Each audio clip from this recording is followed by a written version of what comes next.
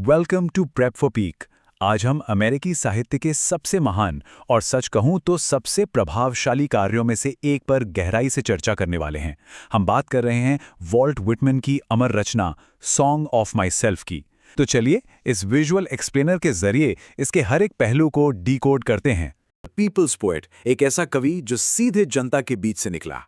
Vault Whitman की कहानी किसी फिल्मी कहानी से कम नहीं है। 1855 से पहले के उनके जीवन को देखें तो वो कोई बहुत बड़े महल में रहने वाले इंसान नहीं थे। उन्होंने एक बढ़ई यानी कारपेंटर के रूप में काम किया, फिर वो प्रिंटर बने, शिक्षक रहे, संपादक का काम किया और यहां तक कि गृहयुद्ध के दौरान एक स्वयंसेवक नर्स के रूप में भी सेवा दी। फिर आता है साल 1855। ये एक बहुत बड़ा टर्निंग पॉइंट था। उन्होंने अपने खुद के खर्च पर लीव्स ऑफ ग्रास को सेल्फ पब्लिश किया। उनकी कविताएं अपनी मुक्त लय, तुकबंदी की कमी और सबसे बढ़कर व्यक्ति विशेष के प्रति एक आनंदमय समर्पण के लिए जानी गई।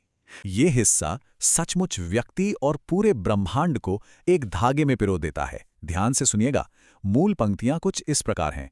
I celebrate myself and sing myself, and what I assume you shall assume, for every atom belonging to me as good belongs to you.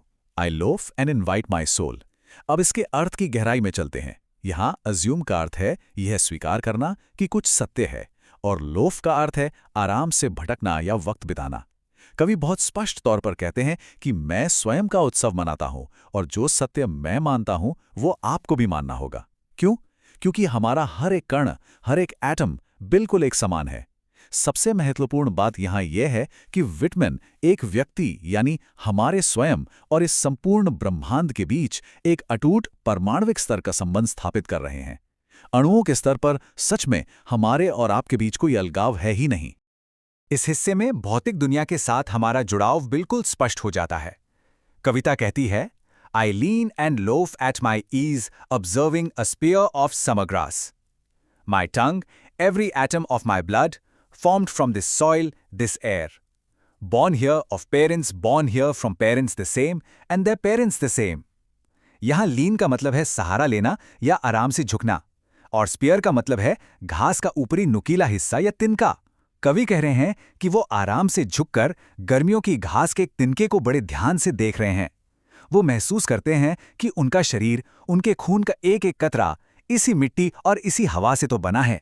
वो मानव शरीर को सीधे तौर पर इस भौतिक मिट्टी और बीती हुई कई पीढ़ियों से जोड़ रहे हैं।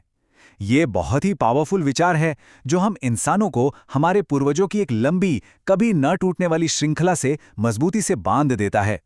जीवन की इस गहरी समझ तक पहुंचने के बाद व्हिटमैन कैसा महसूस कर रहे थे? उनके ये शब्द सुनिए। I, now 37 years old, in perfect health, begin hoping to seize not till death. यानी मैं जो अब 37 साल का हूं और पूरी तरह से स्वस्थ हूं, एक नई शुरुआत कर रहा हूं और मृत्यु तक न रुकने की उम्मीद करता हूं। यहां समझने वाली बात यह है कि व्हिटमैन के लिए स्वयं और ब्रह्मांड के बीच के संबंध को पहचानना कोई अंतिम निष्कर्ष या द एंड नहीं है। ये तो बस एक शुरुआती रेखा है। 37 वर्ष की आयु में ये एहसास उनके लिए किसी यात्रा का अंत नहीं था, बल्कि एक नई, अनंत और रोमांचक यात्रा का पहला कदम था।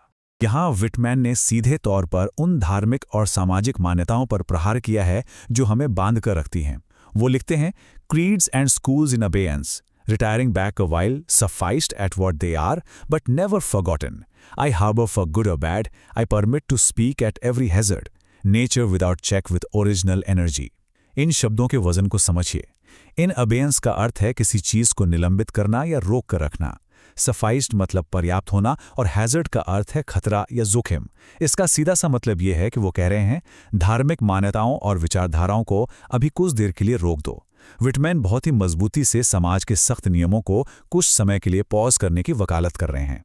वो चाहते हैं कि हम प्रकृति को बिना किसी रोक टोक के उसकी मूल ऊर्जा के साथ अनुभव करें, भले ही ऐसा करने में कितना भी जोखिम क्यों ना हो।